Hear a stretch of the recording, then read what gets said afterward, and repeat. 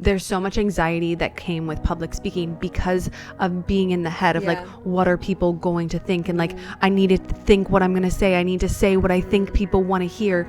And I wasn't being myself. And it's like stripping back those layers, feeling those young emotions that I needed to feel. Welcome to the Multiple Truths podcast.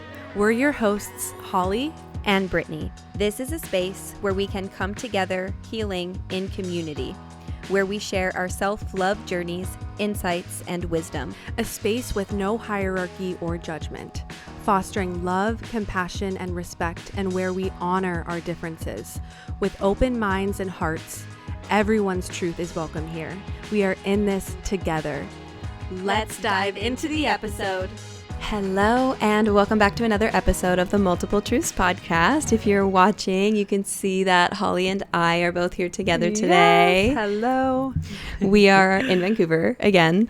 It's a fall day today. It's not as sunny today. It's a little cloudy, so hopefully the rain holds off for today because we're getting some photos done later. Yeah, it's a really cozy morning. It feels really cozy. We have our blanket, our little sweaters on. It just feels like really cozy. I love this time of year so much. So like, I'm all about this. I love it. Not sure when this will be out. This will probably be out closer to like winter time. Yeah. So hopefully you're getting cozy and warm. Grab your coffee, grab your tea, or whatever drink of choice. Matcha, water, lemon water, whatever. You could cocktail if you get crazy. I have my lemon, the cucumber water. Yeah. I had my coffee already. Whatever feels good for you, and just get cozy. Yeah. Today we're going to talk about heart-led living, living through your heart, because I think that society has really been programmed to live life through the mind, and people really think their way through life as opposed to feeling their way through life, as opposed to letting their heart lead, because it's really scary to let the heart lead, especially because the heart will lead you down the path that is dark. And what I mean by dark, it's like you can't see, you don't really know. Blind faith. Having blind faith. It's surrendering, it's trusting the greater power, God, source, the universe, whatever it is you might believe in, trusting that there is a greater plan, trusting that your higher self is guiding you through your heart, because the mind really wants to keep you safe at the end of the day. It wants to control. The mind loves control. The mind loves knowing what is next. What's going to keep me the most safe, having the plan, having the job, having like knowing what is coming next. The plan. Yeah. And it, it even brings me to when I was teaching, and just, I'm sure all of you can relate to this. I remember as a teacher, and I remember this too as a student. It's like, okay, what are you going to do when you get to university? I taught high school. So like all of these kids in grade 10, really when it starts in grade 10, 11, 12, it's like preparing for their future. What do I want to be? What do I need to accomplish in order to get to where I want to go? And I'm not saying not to have goals, but it's surrendering some of that control. And I feel like there's just so much pressure put on us from such a young age to control, to plan, to have it all figured out. And and it's oftentimes too like the societal norms of, going to school, going to college, getting a job, getting married, buying the house, having the kids, and very much kind of like a one way of living. And I got really caught up in that as well, because that's all I saw, all I knew.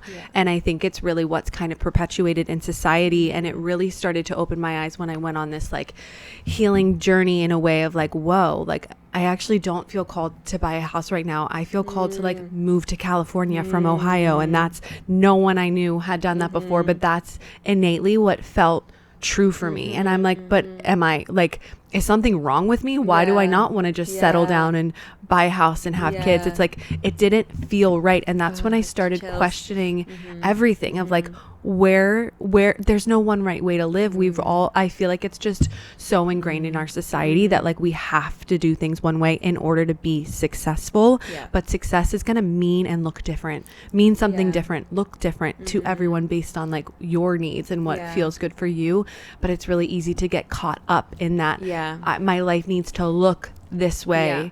And just really wanting to like support you all in learning how to feel your way through life rather than think your way through life, which is a forever journey that I feel like we're both really on right now. So like speaking to our experiences and kind of how we've navigated that, because I think it's really easy to get caught up in the needing your life to look a certain way and like having the 9-to-5 job that like looks good on paper and the relationship and all of that, but like what feels true for you at the end of the day, not necessarily what makes the most logical sense, but it's like really learning the voice of the mind, the ego and the heart, so you can make sure you're leading from the heart and not from a fear-based, control-based way. And it's really hard. It's really hard. Like what's coming to mind for me personally, and something I want to touch on, is sometimes it's like, you know, that your heart might be leading you in a certain direction, and it's like, okay, well, how do I get there? You know, I know I'm not exactly where I want to be. It feels maybe where I'm at right now is misaligned and I want to be elsewhere. And I'm going to give a personal example, because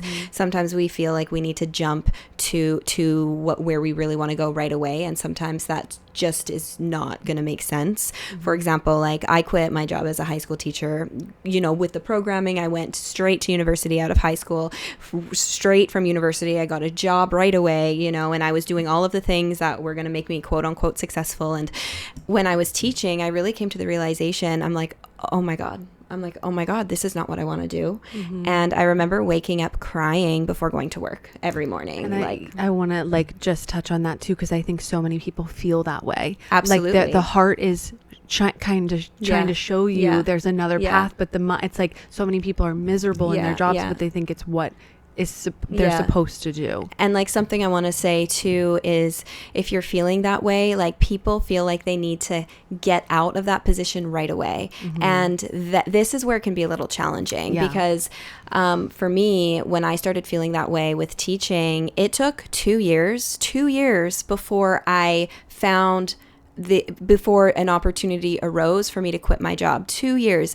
A lot of people feel uncomfortable with where they're at because they're realizing, oh, this is not in alignment with me. And because we're human, we're used to slapping band-aids on something that makes us feel uncomfortable. Oh, I feel uncomfortable. I need to pull out of this right here, right now, because uncomfortability equals bad, which is not actually true. That uncomfortable feeling is actually your soul, your heart communicating with you, okay, a change needs to happen, because without that uncomfortable feeling, you would stay where you're at for forever. So it's okay to be uncomfortable. It's okay to be in a space where you're like, okay, like I know this isn't in alignment for me. It doesn't necessarily mean you need to jump out of it right away, because if I were to have jumped out of it right away, I probably would have ended up in another job that might have been good for a year because it was a new environment. You know, maybe I would have met new people, but I would have found myself right back to where I was, because I needed to take the time to really figure out what was in alignment with me. And during those years, those 2 years where I was really uncomfortable, I really started focusing inward. I really started focusing on me. I really started listening to my heart and pursuing my passions. And as a result of that, 2 years later, an opportunity came for me to take a risk. And it wasn't easy though, because at that time when this other opportunity came for me to jump into doing readings full time, I had just landed my quote unquote dream teaching position. Dream teaching position, the best school in the district, in my opinion. I got a full-time PE teaching position, which is what I wanted.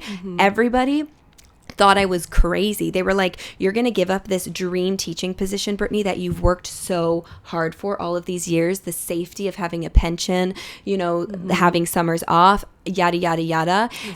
The salary. And it was, I knew that for the last 2 years, I was so uncomfortable. I knew it was not really where I wanted to be. Over those 2 years, I wasn't crying every single day. Like through those two years, because I started focusing on myself, that's also why I landed a better teaching position, because I was focused more on me, you know, more of those things came to me. But it was kind of almost like a test in a way, like, okay, are you going to listen to the mind? Are you going to listen to what everybody else is telling you? Are you going to stay safe? Or are you going to let it go because you know how uncomfortable comfortable you've been over the last 2 years. Are you going to let it go? Are you going to take a risk? When I tell you everyone thought I was crazy, everyone thought I was crazy. I didn't have nearly the followers that I have now. And for those listening, I live in Canada, so you might be like, oh, well, Brittany, you make money off your TikTok. I actually make $0 off of my TikTok because in Canada, we don't have the creator fund. I make no money off of my TikTok. I make no money off of my Instagram. I make maybe a couple $100 a month on my YouTube, which is maybe at most $200 a month, which is not like a livable wage. So when I'm telling you, it felt like a risk for me. Like it really did feel like a risk for me. I didn't have a lot of people too wait for that like comfort to like follow their heart, where often it's not always going to be an easy decision either. There's going to be something like Eric's coming to mind too. Like, I don't know if you want to share that story, but it's the universe will test you. They'll like dangle something shiny in your face when it's time to like really take that leap, which can make it really difficult to follow your heart. But I know from my experience, and I know from your experience as well, like you will be rewarded. But patience is really, really key as well. Like I said, it took 2 years. Yeah, it's interesting because it took 2 years for me as well, which is interesting because I want to share my story with that too, because I know for me, I went to college. I had no idea actually what I wanted to do. I thought nursing, I thought teaching, but I was like so unclear. I just knew in my heart, I'm here for something. There has to be more to life. Like I am here for a reason. What is this? And I got a communication degree from college, and it was like I was taking these odd end jobs out of college, like event planning, that kind of stuff. But I got to this place of like, I need support. Like I need to, like, I have no idea what I'm doing. That's when I went to a psychic, like an intuitive medium, which was like just intuitively what I felt called to go to. And he asked me, what do you want to do? If you had all the money in the world, if there were no constraints to you, what would you want to do? And in that moment, I was like, I have no idea. And he's like, you need to start dreaming big. And so that's when after that, I really like sat with what I wanted to do. And I've always been into health, holistic healing, nutrition, but like in an unhealthy way. But he had also said to me, your spirit guides, your guardian angels, like are really trying to guide your path forward. So like follow what feels true for you. Follow what is lighting you up. And so you're always going to get signs. You will always get signs. You just got to be aware of them. So at the end of a podcast that I was listening to, every time they would talk about the Institute of Integrative Nutrition, like here, the school, and like getting your holistic health coaching certification, here's money off for the tuition, all of that. And it just kept coming up. And I was like, I feel like I'm being called to take this program. So then I followed that, but I had a full-time job doing I was working in an engineering trade association, like doing event planning for them, membership, and I took that. But so I was working full-time, then went and did this coaching program that was a year long, but I was doing that on the side as I was working, but it was like lighting me up. Like I could tell it was lighting me up. I was learning something, but I was also working full-time. Like it wasn't like I feel like I'm in the wrong thing, let me quit and like figure it out. It's I took aligned action while also having a full-time job. Then I got my coaching certification. I started my Instagram. I started making recipes because that what was lighting me up. I started learning about like healing, all of that, and just like kept going down this path while also working full time. Then I started making money from like creating recipes. So I would get partnerships with other health food companies on Instagram. So I started creating like recipes for them, all of that. And then I started getting clients as well for my holistic health coaching. And I was like, oh my gosh, I'm like really creating like a side business. So it was like a little like side hustle, but like something that I was so passionate about.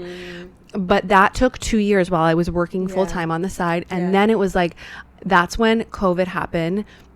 We got out of COVID. Eric decided to get sober from alcohol. And our whole life started to shift, and it was like we felt really called to move to California. We like needed to get out of Ohio, and we felt really called. Again, it was like our heart spaces being like, it's time to go into a new environment, following blindly, being like, okay, I trust this. I gave it up to the universe of I trust where Eric gets his next job is where we're meant to go. Like I trusting my guides in that way. And I thought it was going to be somewhere different. We ended up in San Francisco, and that's when I took the leap of faith for myself of I'm going to quit my job. I'm going to go full in on my side job of holistic health coaching and like content recipe creation.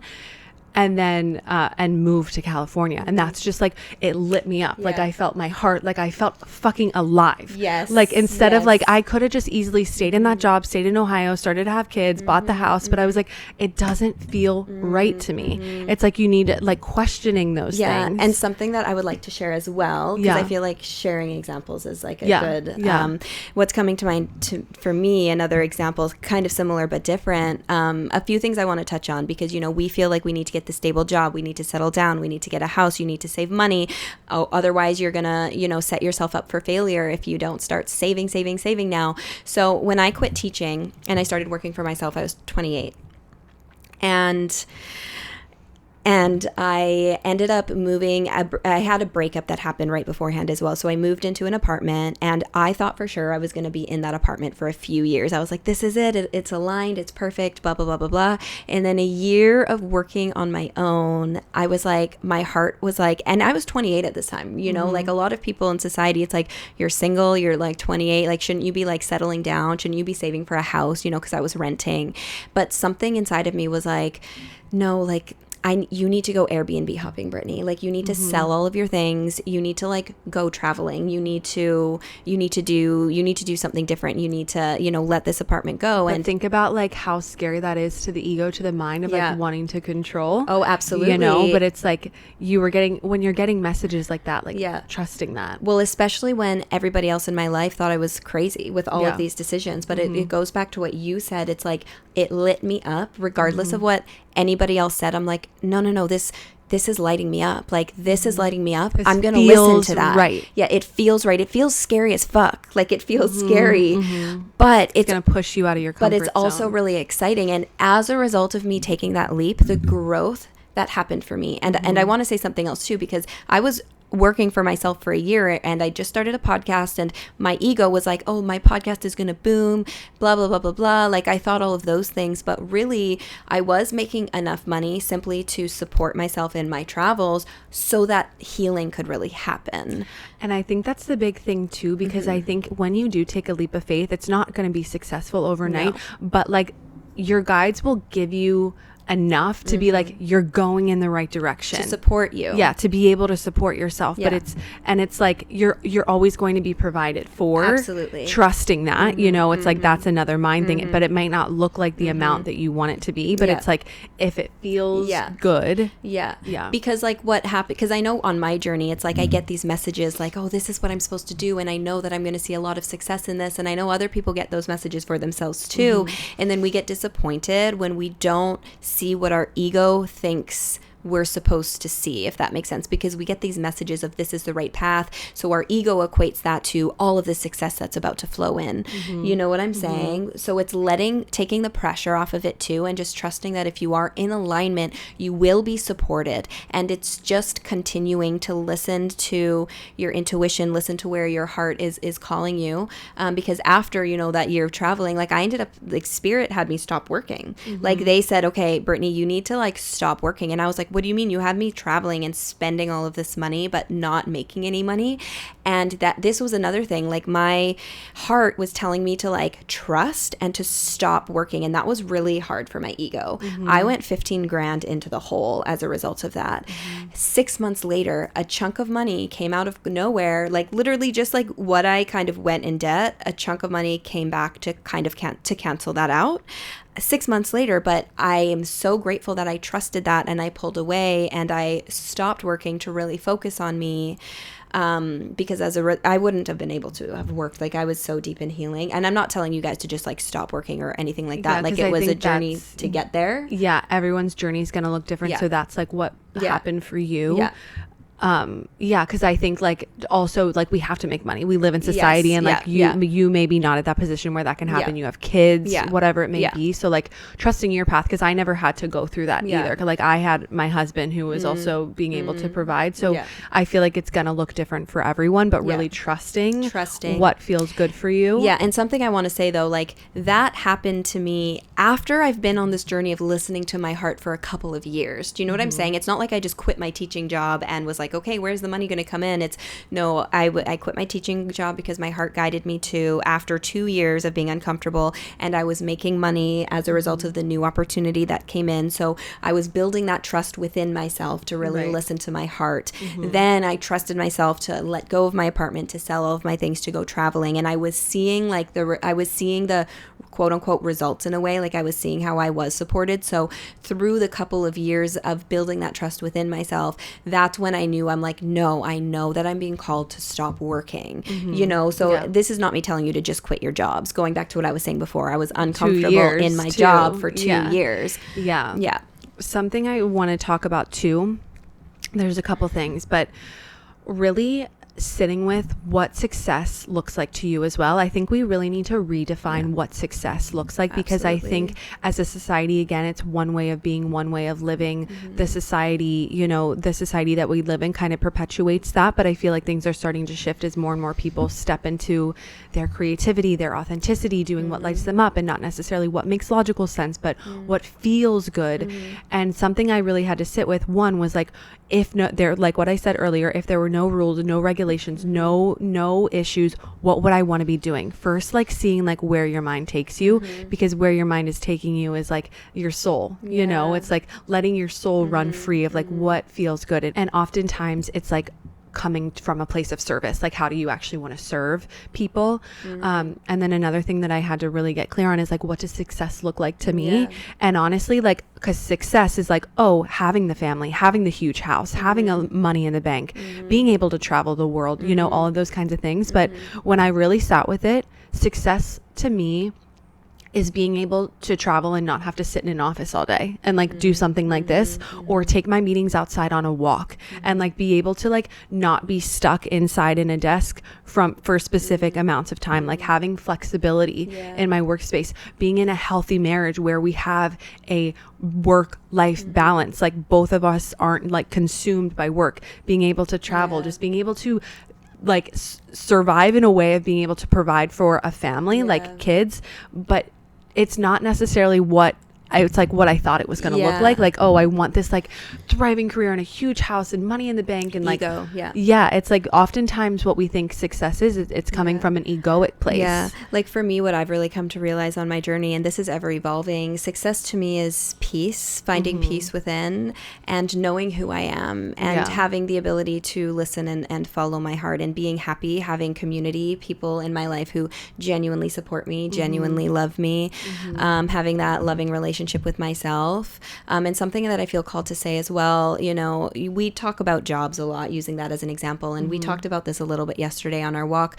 I don't necessarily think that everybody has to be making money in their passion, and let me explain that a little bit. Like, I think that it's totally okay to have a quote unquote normal job, as long as it's not like stressing you out, as long as it's not affecting other areas of your life, as long as it's providing you with the opportunity to live and enjoy your life. Do you know what I'm saying? Yeah, because I often think like success, like going back to success too, because like success to me is like working a job where it's like heart-led, and I love it. But for other people, success to you may look like working a regular 9 to 5, but being able to close that door and like spend time with your family. And that's success. I honestly feel like that's kind of like what my husband is going to be navigating. It's like working a regular job, but doing his passion outside of work, and being able to be with his family and have that work-life balance. Like success is going to look different for everyone. Having the ability to provide for your family, whatever that might look like for you. I think what's most important in that though is really the balance, and having the opportunity to live life, to pursue your passions, whether that be through work or outside of work as a hobby, you know? There's so many opportunities, and for us, like, it really turned into our passions turning into our work. With that said, we don't make money really off this podcast. Like our healing circles that we do goes straight back into this podcast. This is quite literally like a passion project that we're like excited to create. And I think it's just that I feel like too, it's almost like,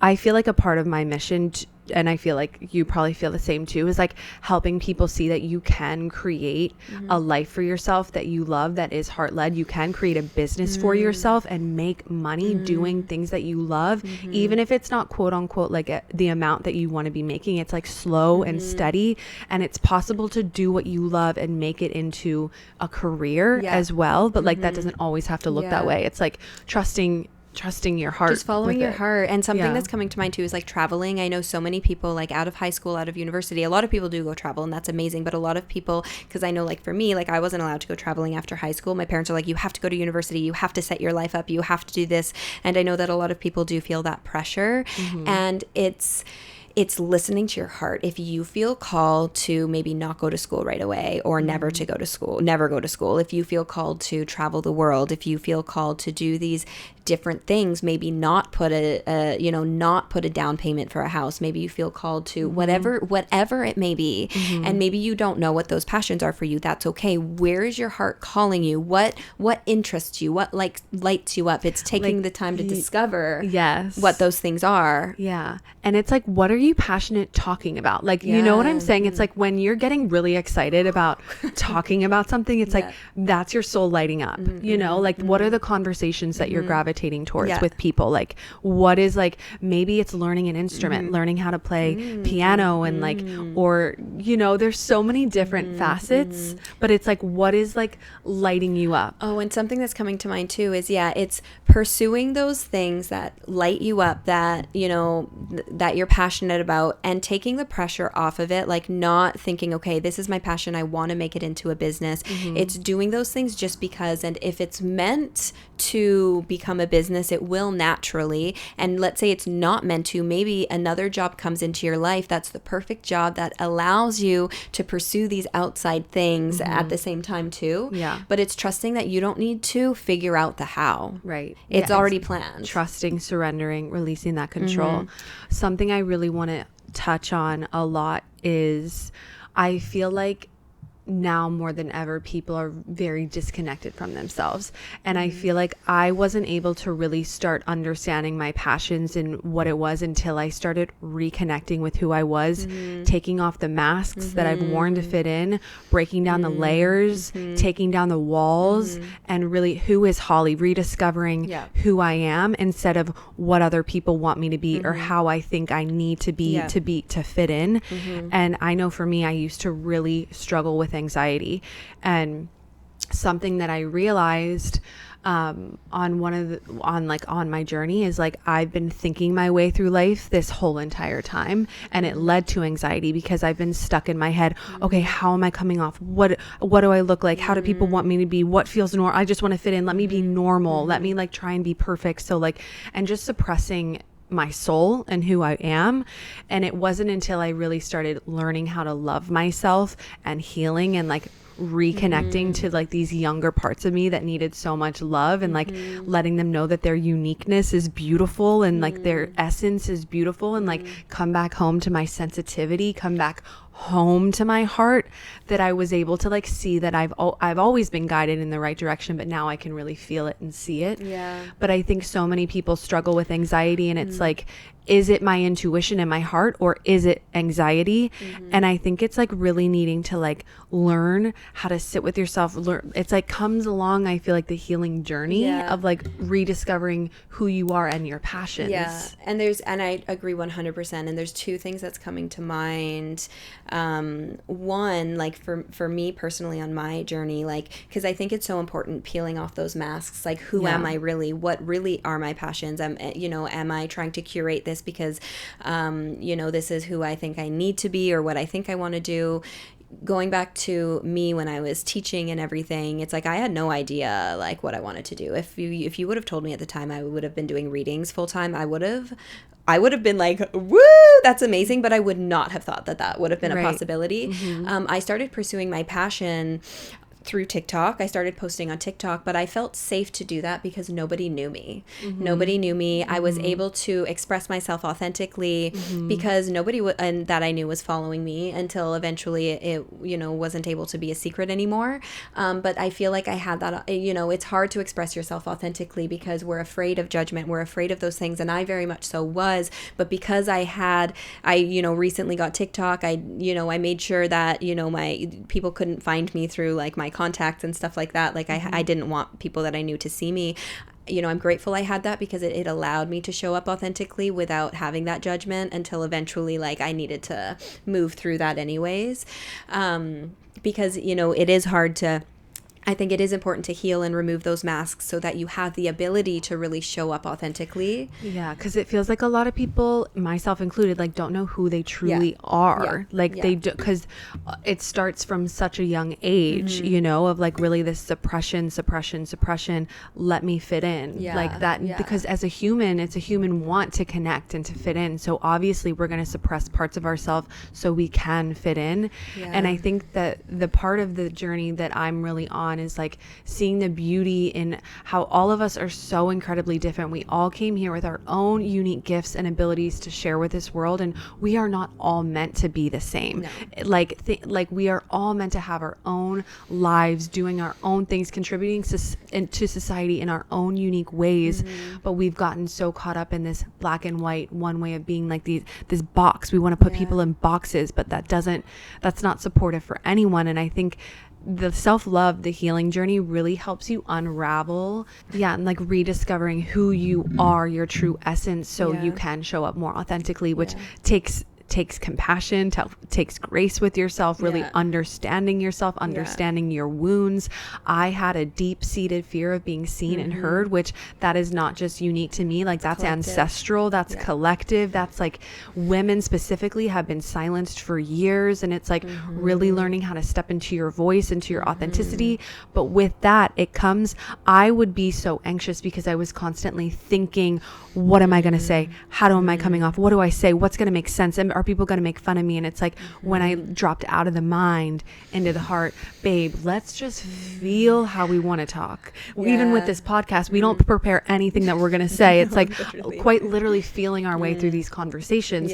But that's why I was so nervous to start this podcast, because I'm like, oh my God, like, am I going to sound stupid? What am I going to say? It's like, let's feel our way through this. Even your, like, I don't know if you want to talk about like your you know, like your, oh my gosh, physically react. Even for me, I'm not right now, which I have, because I'm getting more and more confident speaking, but like my face would get so red, my neck would rash, like I would quite literally have hives anytime, like even being called on in school, I would get so red, so nervous, stutter when I would speak, when I would have to read, like there's so much anxiety that came with public speaking because of being in the head of like, what are people going to think? And like, I needed to think what I'm going to say. I need to say what I think people want to hear. And I wasn't being myself. And it's like stripping back those layers, feeling those young emotions that I needed to feel. That's why I'm so passionate about inner child work, because like feeling those young wounds and really coming back home to Holly, to my true essence, to my soul, to my heart, and feeling my way through life.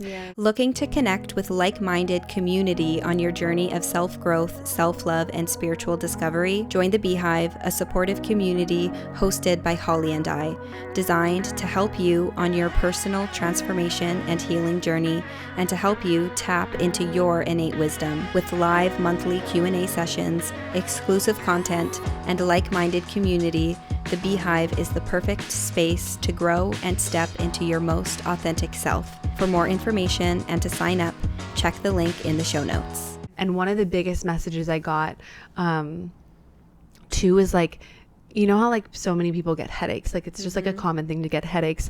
I was shown in one of my, on this path of like headaches, you're thinking too much, you're thinking your way through life too much. It's like we're thinking too much. Headaches are always an indicator of overthinking. It's like, let's breathe, create that safety in the body, drop back into the heart space. You have an eyelash here. Sorry, other side. Sorry. Oh, thank you. You're good. Like dropping out of the head back into the heart, which is it's a journey. It's hard. It's really hard, you know. I mean, school's coming to mind again. I feel like, and I'm not blaming anybody, you know, I'm not blaming teachers, and I think there are some amazing teachers out there, a lot of, you know, but it makes me think of school, even down down to grade school, like elementary school, we're very much so taught, like, you know, they ask us questions. It's like there's a right answer, there's a wrong answer. We're really, really taught to be in the mind all of the time. And the mind is important. Like, it's important. We need it. It keeps us safe. It protects us. But we give way too much power to the mind. We are so disconnected from the essence of who we are that we rely so heavily on the mind. And the mind doesn't have the ability to see into the future. The mind is like the remote control in a video game. I use this analogy all the time. It's important, and it's meant to control your avatar, your human vessel, in the here and the now. We need it, and we should be so grateful for it. With that said, it's not meant to plan out the future steps. Our heart, our soul communicates with us through our heart, and our soul, our higher self, has the ability to see our future plan. It planned it out for us. Our soul already knows what the plan is. So by dropping out of the mind, which is hard, you know, I feel like people don't really know how, you know. Yeah. So I feel like maybe we should talk about that a little bit. Yeah, I want to talk about too. I feel like our society, not blaming everything on society, it's just the norm, you know, it's just what we know. And obviously we're just going to do what we know. But so many people are living in their masculine. Yes. Yeah. Being caught up in and that's like on the healing journey too, which I didn't even know about masculine, feminine energy until the past 2-3 years. Yeah. But on the healing journey, you really learn how to balance out the feminine and the masculine energy, the yin and the yang. The feminine is all about surrender, trust, creativity, receiving, yes. And then the masculine is that control, that doing, that like action oriented. But so many of us we have to kind of live in our masculine to get things done. And I want to say something really quickly, because you're bringing me back to what happened to me, the example I gave earlier. So I've been heavily in my masculine for my whole life. I feel like most women are in their masculine energy. Absolutely. And that's why it's so hard to follow the heart. Absolutely. Because we need to be. It's at survival. We need to be. We were taught to be that way. So it's nobody's fault. And we all have masculine and feminine energy within us. And it's very important to utilize the two and to balance both within you. But that's the hard part. On my journey, you know, working so much, I remember working as a teacher full time. Plus I was serving on the side, because as a teacher here, I didn't make a livable wage. I was working 3 jobs to live here. I remember working. And then even when I quit my job and I started, you know, working for myself, I was still very much so in my masculine, the do. And a part of my lesson to fall into my feminine, a message I got from Spirit, they were like, Brittany, let me provide for you. Let me provide for you. Because if you're not in your feminine, if you're not receiving, if you do not let them, then you can't receive what they're trying to give you. So for me, it was trusting my heart to let go, and Spirit did provide for me. They did provide for me, but it's really hard to fall back into that feminine, to that in that receptive state. This has been a journey I've been on now, really, like since I quit teaching. They've really been trying to get me to fall into my feminine. Yeah, and you know how I strongly feel how you fall into the feminine is the deep regulation of the nervous system. So this is bringing in the science with the spirituality, because like you cannot feel safe to fall into your feminine if you're constantly in survival mode.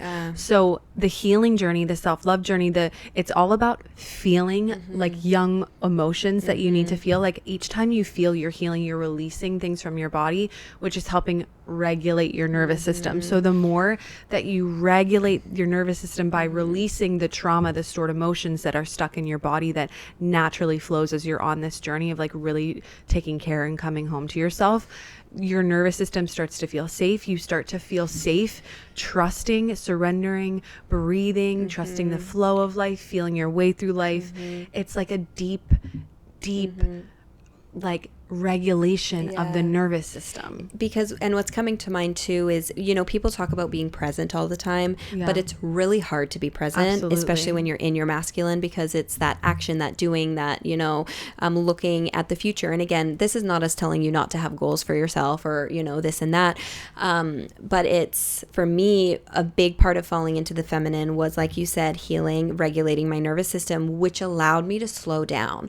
Because I remember when I would just try to slow down, I'd feel guilty. I'm like, I should be doing something right now. I shouldn't be sitting down. Same. Like, I feel like that's such a, because we're perpetuated to think like, how much you get done in a day, like you placing your self-worth on how much you get done in a day. Yeah. You know? Yeah, because we feel like we need to do to be safe, because if I don't do, then I'm not going to receive. And it's actually like the opposite. The more you can learn to kind of slow down and to relax and to be present and to be grateful for where you're at right here, right now, as opposed to always striving for something more. Because if you're not grateful for where you're at, you're always going to be seeking something more, even if you achieve what you set out to achieve. It's never going to be enough. It's never going to be enough. So when you really learn how to slow down, which regulating the nervous system is an essential part of that. And I feel too, inner child work is essential for that too, because when you are like wanting to slow down, but that anxiety is like, oh my God, I need to be doing, I need to,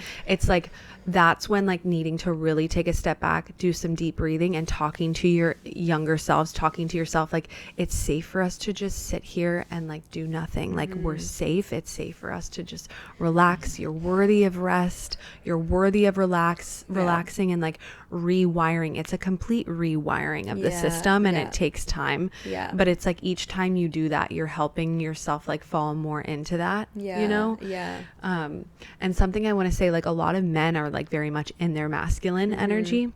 But they also, my husband, I'll specifically give an example, like he's really learning how to balance his masculine and feminine energy because he's very much like on his healing journey as well.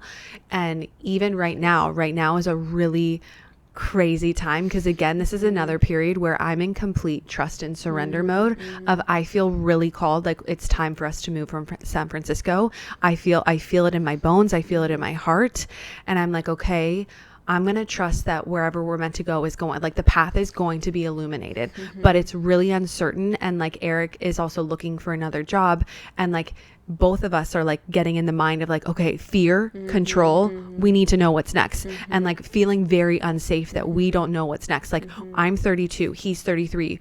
Should we be going back to Ohio, buying a house and having kids? Yeah. That doesn't feel right. That doesn't feel in alignment. But like, it's like being in complete surrender and trust mode. And Eric is really needing to like surrender and trust, like finding this new job, but he wants to provide for his family. He wants to make sure he has a good job.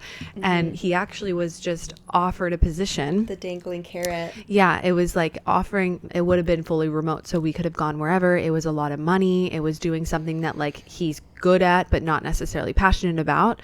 And he really sat with it, because the mind would be like, yes, logically, let's take this. We want to be able to work remote so we can go wherever. It's money. We want to be able to provide.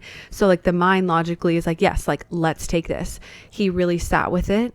He felt sick to his stomach and was like, this doesn't feel right. It doesn't feel in alignment.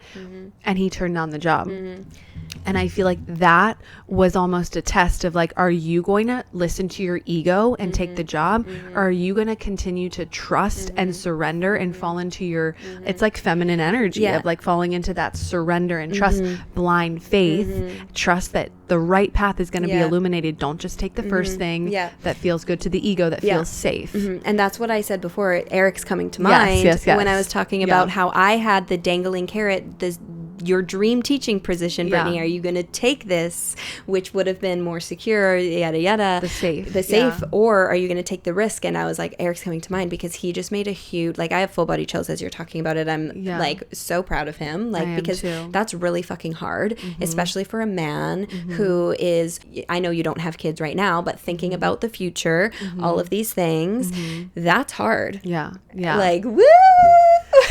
He's like totally, but it's really hard for him. Like he's had to really sit in a lot of like fear and worry, and like really have to sit through that and feel through that. And I think, it's just really needing to trust and surrender and follow what feels true, because your body's always like, he felt sick. Like that was his body communicating with him. This is not in alignment. Do not take this. Like your body's always communicating with you, and like really listening to the heart. We're interrupting this episode to share something close to our hearts, our virtual healing circles. We have been loving them so much and meeting so many of you incredible people through them. Brittany and I are passionate about bringing people together to support one another and heal in community. We felt alone on our paths for so long, and coming together in community has been instrumental to our growth, and we've both seen the importance in it. We aren't meant to do this alone. In unity and vulnerability, we find strength, courage, and support each other on our paths back to ourselves. Our monthly virtual seminars blend discussions, workshops, and practices to nurture your mind, body, and spirit. Whether seeking guidance, healing, or a listening ear, our gatherings offer a safe, inclusive space for people to connect, heal, and grow. Join us on this journey of healing in community. Together we can heal, grow, and thrive. Register for the next circle using the link in the show notes. We hope to see you there. And something I want to say too is when you have these decisions and you really don't know what decision to make, don't make the decision right away. You don't have to make the decision right away. It's often the ego that feels like I need to latch onto this. I need to decide right now. I need to know the answer. It's like taking a breath, taking a minute. Really like what Eric did. He didn't he didn't jump on the job right away. He took the time to sit and feel into it, and he felt literally sick to his stomach.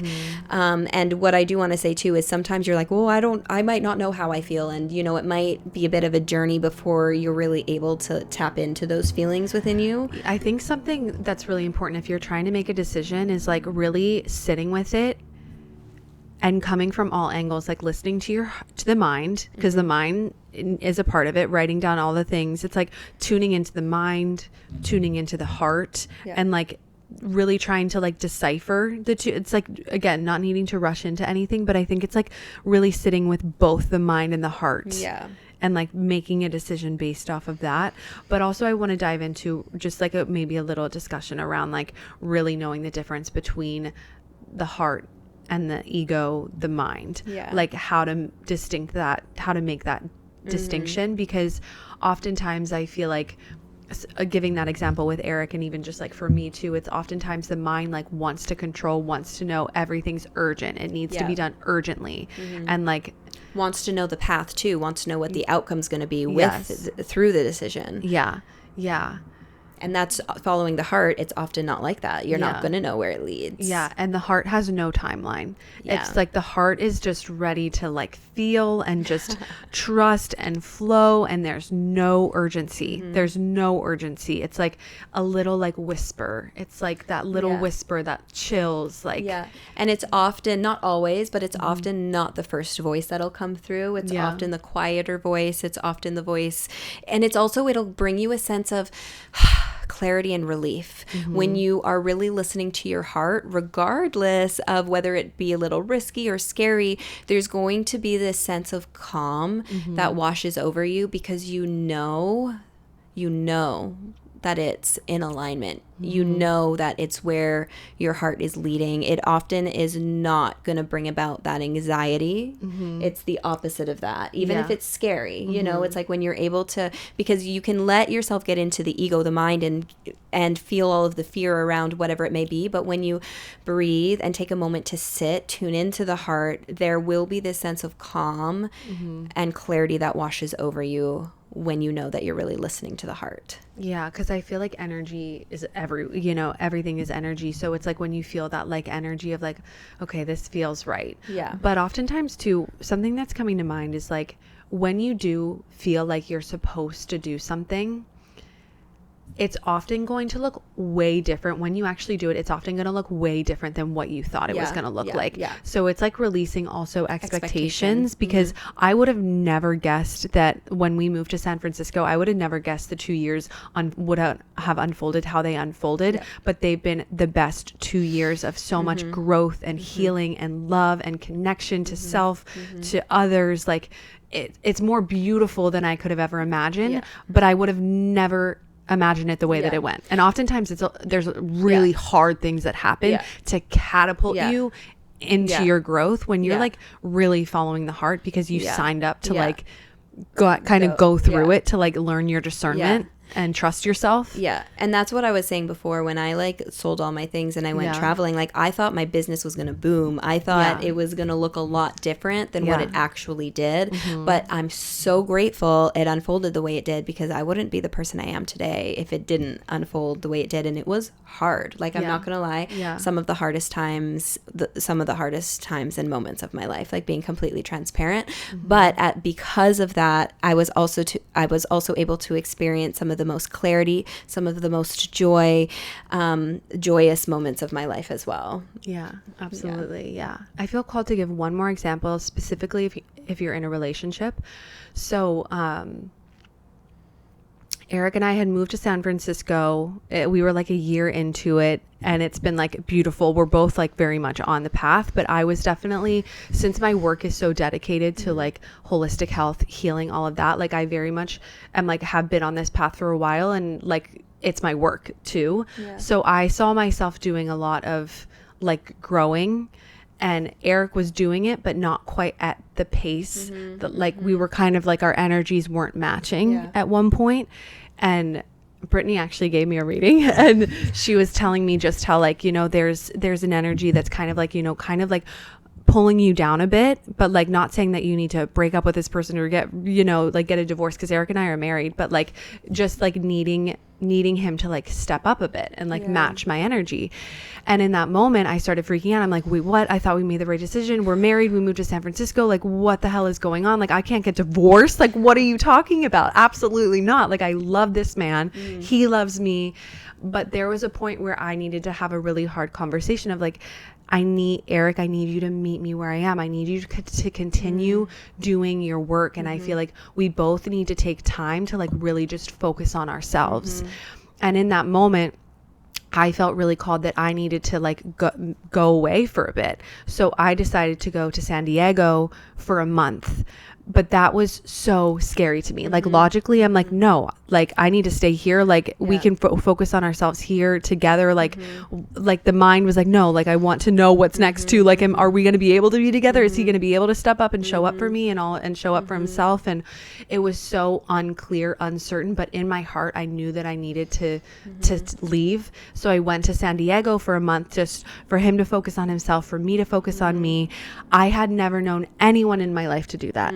Especially being married, a woman leaving a man going and traveling on her own, you know, like no one in my life, and people like my family, like my sister was concerned, my mom was concerned, like I had people in my life that were concerned, but I trusted myself, and I was like, I love him, he loves me, like I know it's going to be okay, but I feel called to leave, and I feel like I need to, and I trusted that.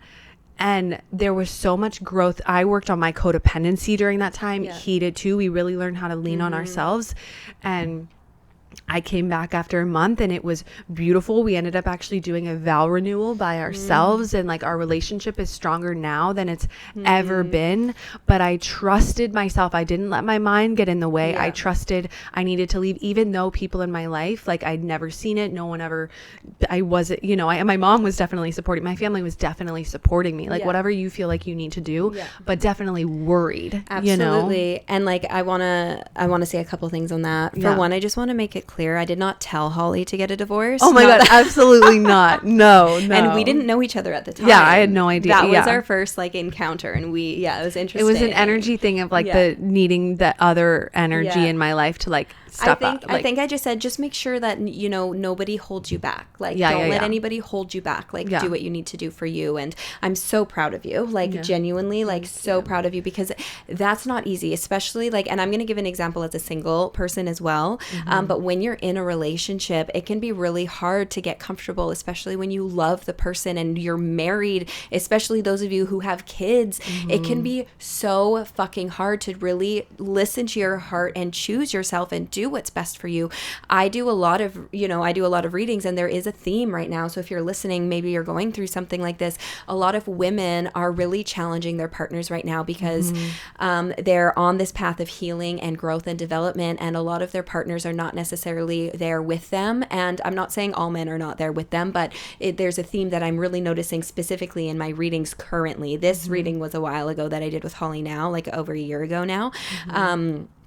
But there is this theme, and it can be really hard, especially when you really love a person and you have compassion because you understand where they're at, you understand where they're coming from. You might understand that they're simply not capable of giving you what you need, but it's not letting them hold you back. It's surrendering, it's trusting, it's listening to your heart. It doesn't mean you need to divorce or break up or anything like that. I think conversations though definitely need to happen. Yeah, and it's honest. like you need to know what you deserve. Yeah. It's like also on the healing journey, you know your worth and you know what you deserve too. So it's like really, I feel like challenging the partner in your life. I need you to show up. I need you to show up for yourself. I need, and for themselves. Yeah. Like they're not, and like there's so many men's groups healing, like things that they can be doing to work on themselves too. Like it can't just be the women, but I feel like there is a theme of like women kind of like needing to maybe potentially walk away for a bit, not like saying you need, but that was the best thing I could have done for my relationship. But it's surrendering. It's being okay with not knowing. And I had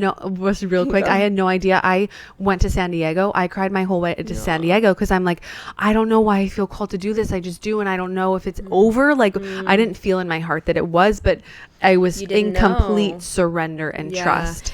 And thank you for giving that example as, somebody in a relationship, because this is not comparing whether you're in a relationship or you're single. Yeah, not saying you need to do that either. I just wanted to, that was me following my heart, and it was the best decision because now we're stronger than ever. Yeah, which is so beautiful. And as a single woman, I'm turning 31 tomorrow. Woo! Shout out to my birthday.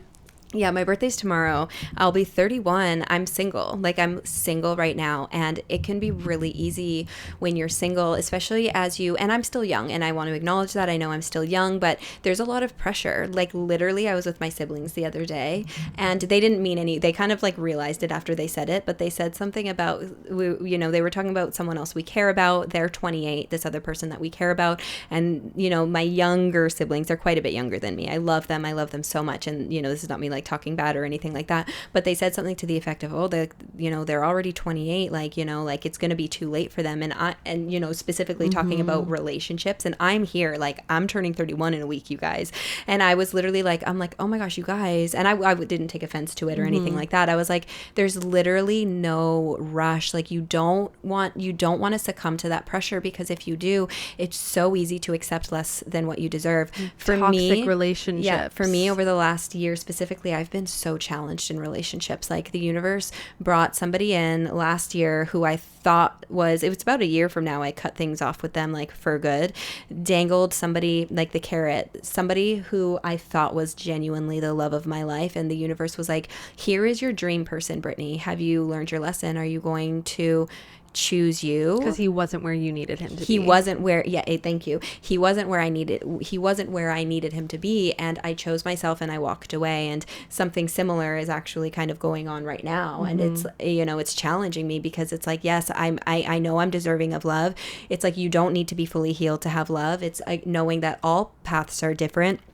I'm not doing anything wrong. This is simply like the path that my soul chose. And I've been learning so much through these relationships that, haven't worked out. I'm grateful for all of it.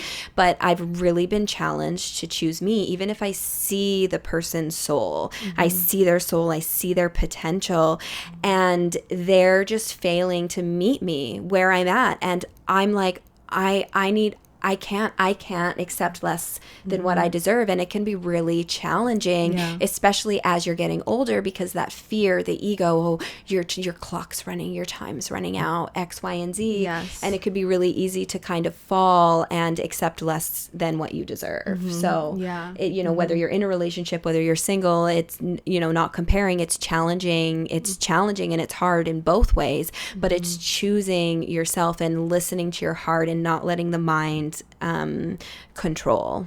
Yeah, absolutely. Because I think it's like, being 31, it's like, looking at other people, they're married, they have the house, they have kids already. Like, it's like, there is no timeline. There is no one right way to live. That's another, it's like those boxes again. It's like, and anyone can fall into that. And and sometimes that genuinely feels right for you. Yeah. If you Yeah. genuinely want to get married, buy the house, have the kids, have the job, Fuck yeah. that's amazing. But that is not for everyone. No. And I think we really need to normalize that that's not for everyone. Yeah. Some women don't need to have babies. They can just have a career. Some people don't feel called to get married. Yeah. That's okay. Yeah.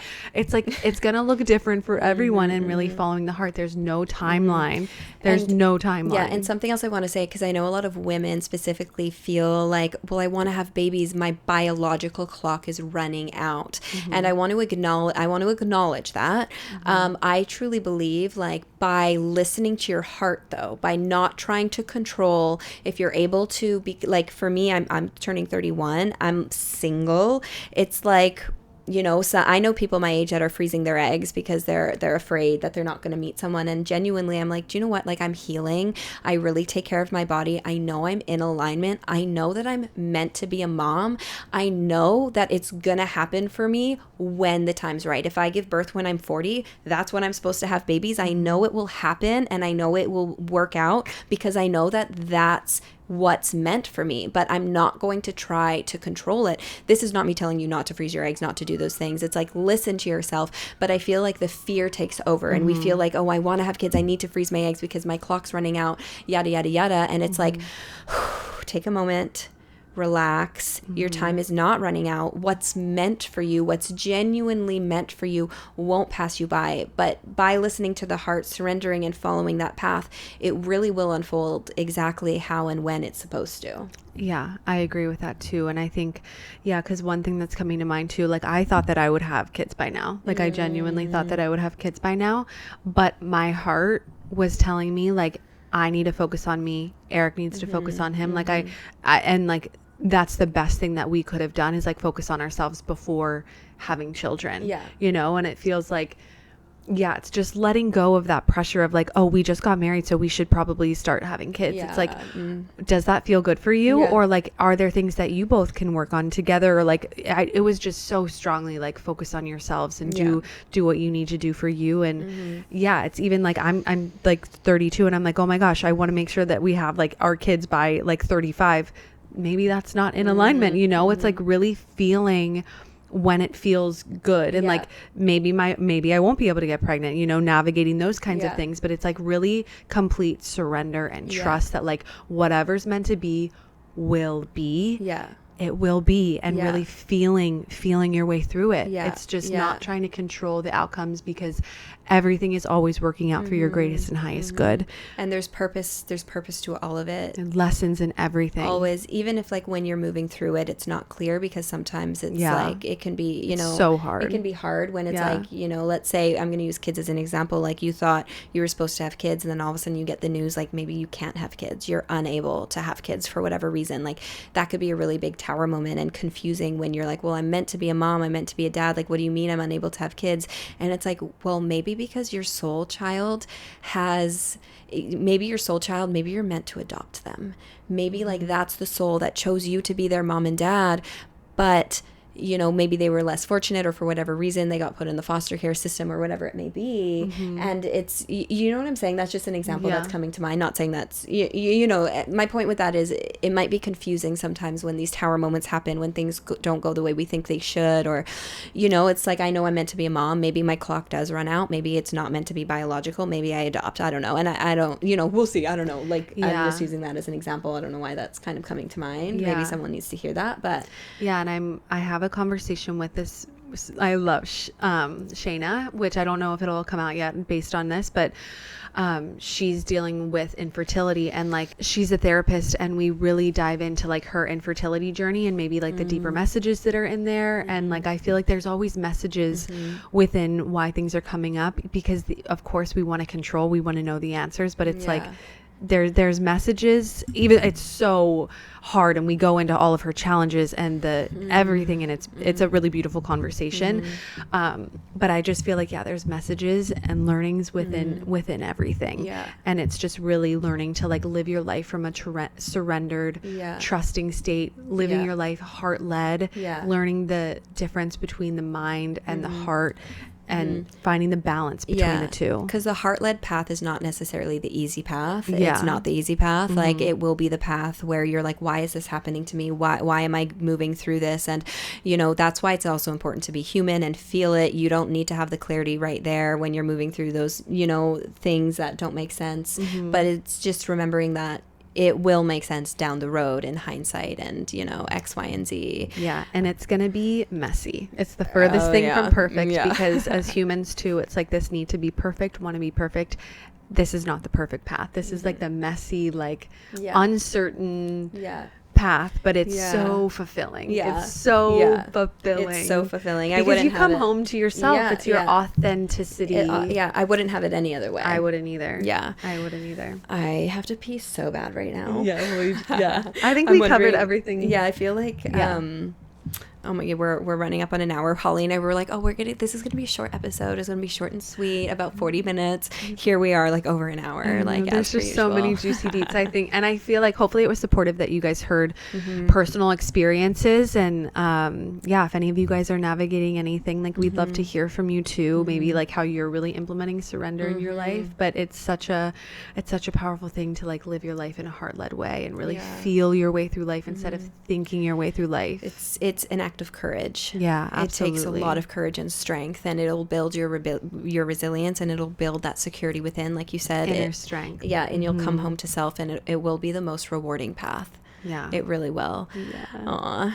Your life is not supposed to look like anyone else's. It's supposed to look unique to you. So really follow what lights you up. Follow what feels true, even if it doesn't make the most logical sense. Even if there's people that are questioning you, you know at the end of the day what's best for you. And obviously listening to the people in your life around you, not like discarding anything, but ultimately at the end of the day, trusting yourself.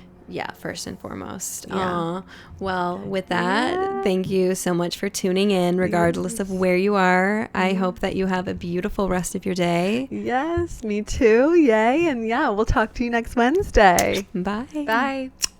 As we wrap up today's episode, we want to extend our deepest gratitude for joining us on this journey. Your support does not go unnoticed. If you enjoyed this episode and find value in our conversations, please take a moment to leave a review. Your feedback not only helps us grow, but also allows us to reach more people who can benefit from our community of healing and support. Every review, every rating makes a difference. Thank you for being a part of the Multiple Truths podcast family. Thank you so much for joining us on this episode of the Multiple Truths podcast. Keep speaking your truth and spreading your light. We love you, and we'll talk to you next Wednesday.